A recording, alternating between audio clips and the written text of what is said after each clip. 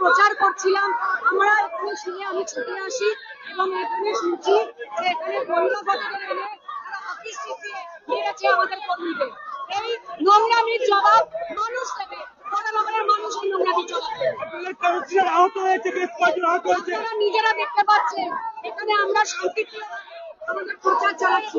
বহিরাগত আপনারা ওইখানে দেখুন, একটাও লোক এখানে বাইরের, একটাও লোক বরানগরের নয়। আমি বলতে চাই একটাও লোক বরানগরের নয়। যতজন মানুষ এখানে রয়েছে সমস্ত বহিরাগত, বাইকে করে হকি স্টিক দিয়ে এখানে বহিরাগতদের নিয়েছে, আমার লোকেদেরকে মেরেছে। এরা কোথাকার লোক আমরা জানি না, বরানগরের এরা নয়, এরা কেউ বরানগরের নয়।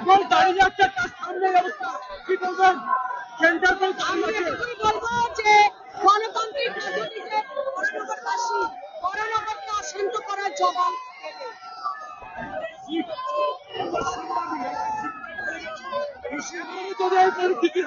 বিজেপি ভয় পেয়েছে যে তারা হেরে যাবে, সেই জন্যই তারা এইভাবে মানুষকে আহত করার চেষ্টা করছে। বিজেপি দাবি করছে যে তারা লাগিয়েছে ফেসটা।